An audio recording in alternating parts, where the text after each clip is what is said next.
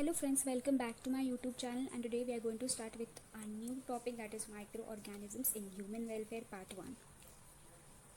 Microorganisms are present everywhere in soil, water, air, inside our bodies and that of other organisms, other animals and plants too. Microorganisms are present even at sites where other or no life form could possibly exist. Such sites such as deep inside the geyser, that is thermal vents present near ocean floors where the temperature may be as high as 1000 degrees Celsius.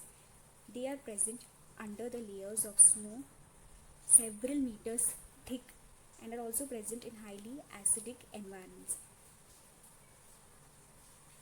There is diverse variety of microorganisms present in environment. They are of various types and they include protozoa, bacteria, fungi, microscopic plant, virus, viroids and proteinaceous infectious agents. Let's start with our first topic, that is microorganisms which are useful in household products. A common example is production of curd from milk. Microorganisms such as lactobacillus, commonly called as lactic acid bacteria, in short they are called as LAB, grow in milk and convert it to curds.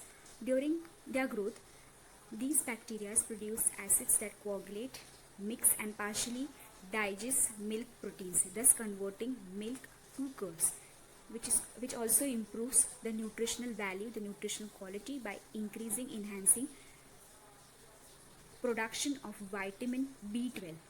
In our stomach too, these bacteria play a very beneficial role in controlling disease-causing microorganisms. The dough which is used for making food such as dosas and idli is also a form of fermentation which is carried out by bacteria. This puffed up, that is spongy appearance of the dough, that is dough, is due to the production of carbon dioxide gas produced by such microorganisms. Even in industry, microbes, that is microorganisms, are used to synthesize, to produce a number of products valuable to human beings, like beverages, that is drinks, and antibiotics are some of these examples. Production on industrial scale requires growing large number of microorganisms in large vessels called fermenters. Microorganisms, that is microbes, especially yeast, have been used since unknown time for production of various beverages like wine, beer, whiskey, brandy or rum. For this purpose, the same yeast, that is Saccharomyces cerevisiae, is also used for making bread and is commonly called as beaver's yeast. It is used for fermenting malted cereals, that is dried cereals and fruit juices, and is used to produce ethanol, which is used for various commercial and experimental purposes.